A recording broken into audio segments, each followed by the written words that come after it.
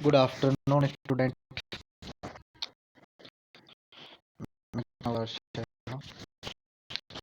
आज आप पढ़ेंगे डी ब्लॉक के अंदर अपन चल रहे थे। तो डी ब्लॉक के अंदर अपन क्या पढ़ रहे थे?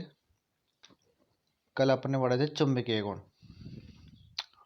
डी ब्लॉक की अपन प्रॉपर्टीज पढ़ रहे हैं, उसमें अपने कल पढ़ा चुंबकीय गुण। आज पढ़ेंगे अपन संक्रमण तत्वों में उत्प्रेरकीय गुणधर्म।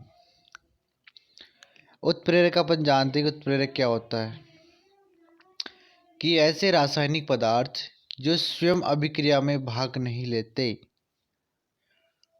लेकिन उस अभिक्रिया की दर को या तो बढ़ा देते हैं, उन्हें अपन क्या कहते हैं? उत्प्रेरक कहते हैं। तो आज अपन बात करें डी ब्लॉक के तत्वों के उत्प्रेरकीय गुण। तो डी ब्लॉक के तत्वों का विभिन्न प्रकार की अभिक्रियाओं में उत्प्रेरक के रूप में उपयोग किया जाता है। अपने उच्चतम अधिशोषण क्षमता के कारण ये गैसीय कौन कौन से होते हैं? Fe, निकेल, वेनेडियम, टाइटेनियम का अधिशोषण कर लेते हैं तथा रिक्त कक्षकों से एक माध्यमिक संकुल बनाते हैं। अब ये संकुल कैसे बनाते हैं? तो नंबर 1 आता है इसके लिए संपर्क विधि। संपर्क विधि में क्या होती है कि क्रियाकारक है जो रिक्त कक्षकों से एक माध्यमिक संकुल बना लिया, उसके बाद वियोजित होकर उत्पाद में बदल जाता है। इस विधि में संपर्क विधि में क्या होता है? इस विधि के द्वारा H2SO4 का निर्माण किया जाता है, जिसमें वेनेडियम पेंटाऑक्साइड का उपयोग किसके रूप में किया जा रहा है? उत्प्रेरक के रूप में इसका उपयोग किया जा रहा है। किसका? वेनेडियम पेंटाऑक्साइड का, H2SO4 सल्फ्यूरिक एसिड के निर्माण में। ठीक है, इसके बाद में बात करते हैं हैबर विधि। इस विधि के द्वारा अमोनिया का निर्माण किया जाता है।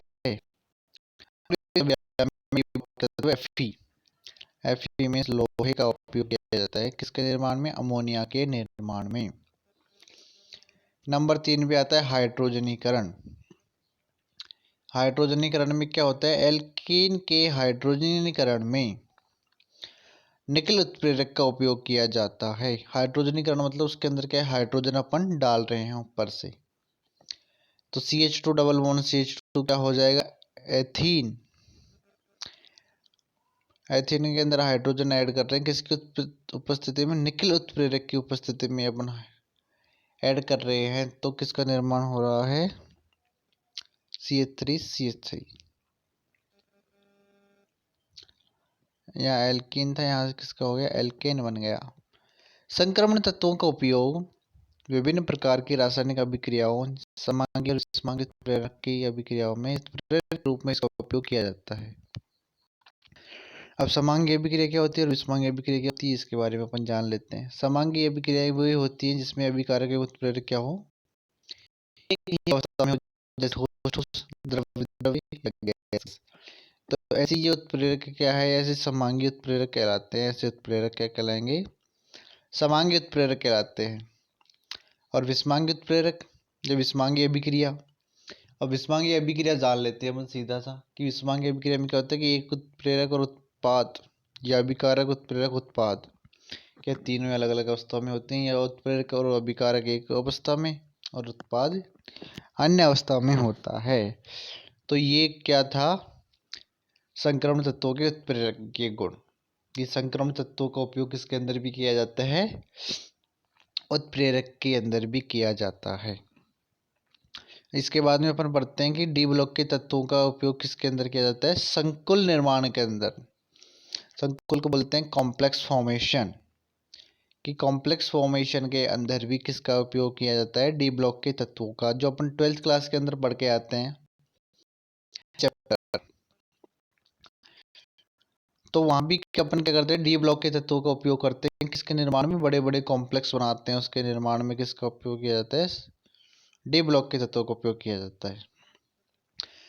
तो अपन पढ़ते हैं संकुल के अंदर कि संकरण तत्वों में विभिन्न प्रकार के संकुल यौगिक बनाने का गुण पाया जाता है, जिसमें निम्न प्रकार के संकुल होते हैं। कौन कौन से? K3FeCN का होल 6, Na2ZnCN का होल 4, AgNH3 का होल ट्वाइस Cl, CuCN का होल 4 SO4, K4FeCN का होल 6। ये क्या है, एक कॉम्प्लेक्स है। कॉम्प्लेक्स में क्या होता है कि एक से अधिक तत्व भाग लेते हैं, या एक से अधिक तत्व जो उसको के अंदर उपस्थित होते हैं किसी कॉम्प्लेक्स का जब फॉर्मेशन किया जाता है। तो एक से कॉम्प्लेक्स तभी बनेगा, एक सिंगल एलिमेंट है, सिंगल तत्व है, तो उससे कॉम्प्लेक्स का फॉर्मेशन नहीं होगा। जब एक से अधिक तत्व आपस में जुड़े हुए होते हैं तो किसका निर्माण होता है, संकुल का निर्माण होता है। जैसे कि यहाँ पे K3FeCN को, यहाँ पे पोटेशियम भी है, Fe भी है और साइनाइड भी है। अब बात करते हैं संक्रमण तत्वों में संकुल बनने की प्रवृत्ति पाई है कि सबसे ज्यादा संकुल में कौन बनाता है, डीओके को तत्व ही बनाते हैं। इन तत्वों का आकार क्या होता है, छोटा होता है एवं आवेश घनत्व बहुत अधिक उपस्थित होता है, जिसके कारण क्या करते हैं, संकुल का निर्माण करते हैं। सेकंड है, डी ब्लॉक के तत्वों के पास रिक्त अथवा आंशिक भरे आंतरिक n-1 डी कक्षक 4p कक्षक उपलब्ध होते हैं और ये कक्षक संकरित होकर नई समान ऊर्जा के परमाणु कक्षकों का निर्माण करते हैं। इन कक्षकों में दाता परमाणु NH2, NH3, H2O या ऋणात्मक आयन फ्लोरीन, क्लोरीन अपने इलेक्ट्रॉन का दान करके बंध का निर्माण कर लेते हैं, जिससे संकुल यौगिकों का निर्माण होता है। संक्रमण तत्वों में परिवर्तनशील ऑक्सीकरण अवस्था पाई जाती है, जिससे विभिन्न प्रकार के कॉम्प्लेक्स यौगिकों का फॉर्मेशन किया जाता है। कि अपन ने पढ़ा है कि सबसे ज़्यादा किसकी होती है, Mn+7 तक ऑक्सीडेशन स्टेट देता है। तो ये हुआ संकुल निर्माण।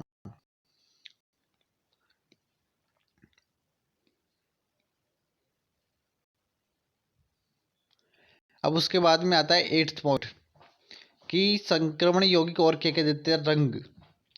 कि जो डी ब्लॉक के तत्व हैं वो क्या देते हैं, रंग देते हैं। तो कौन कौन से रंग देते हैं पढ़ गया है, आप पढ़ते हैं इनके गुण। संक्रमण तत्वों में रिक्त कक्षक अथवा आंशिक भरे डी कक्षक उपलब्ध होने की वजह से ये क्या दर्शाते हैं, रंग दर्शाने की क्षमता इनके अंदर पाई जाती है। रंग गुण का कारण किसी पदार्थ द्वारा दृश्य क्षेत्र से एक विशेष प्रकार के प्रकाश का क्या करते हैं, अवशोषण किया जाता है, जिससे क्या एक पूरक रंग प्राप्त होता है। संक्रमण तत्वों के गुण दो प्रकार के कारण उत्पन्न होते हैं, जो अपन पढ़ के आए हैं, डीडी संक्रमण और चार्ज ट्रांसफर स्पेक्ट्रा। अब डीडी संक्रमण क्या होता है और चार्ज ट्रांसफर स्पेक्ट्रा क्या होता है, ये क्या है कि 11th क्लास के अंदर भी है और बीएससी के अंदर भी है। तो अपन वहाँ से अच्छी तरह पढ़ के आए डी ब्लॉक में कि संक्रमण धातु आयनों के पास जब कोई लिगेंड आता है तो संक्रमण धातु के डी कक्षकों में क्या होता है, विपाटन होता है। अब विपाटन में क्या होता है कि विपाटन में होता है कक्षक होते हैं जो दो भागों में बट जाते हैं, T2G कक्षक और EG कक्षक। अब जैसे बात करते हैं कि डी ऑर्बिटल के पास कितने कक्षक होते हैं, 5 कक्षक होते हैं। तो 5 कक्षक हैं जो दो भागों के अंदर बट जाते हैं, तो T2G और एक होता है EG।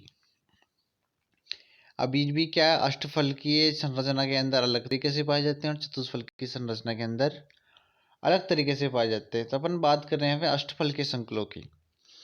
तो अष्टफलकीय संकुलों के अंदर जो विपाटन होगा वो कैसे होता है, तो बात करते हैं कि विपाटन के अंदर क्या होता है कि डी ऑर्बिटल है कितने हैं, 5। ये देखिए 5 ऑर्बिटल हैं। अब ये दो भागों के अंदर बट गए, EG और T2G। तो EG है वो कहाँ पे हैं, ऊपर की तरफ हैं, और जो T2G है वो नीचे है। T2G के अंदर क्या है, DXY, DYZ और DXZ। और EG के अंदर है DZ² और DX² और Y²। तो ये क्या है, डी कक्षकों का विपाटन। विपाटन मतलब दो भागों के अंदर बट गए ये। तो इस प्रकार निम्न ऊर्जा के डी कक्षकों में से इलेक्ट्रॉन को उच्च ऊर्जा के डी कक्षकों में जाने के लिए क्या ऊर्जा की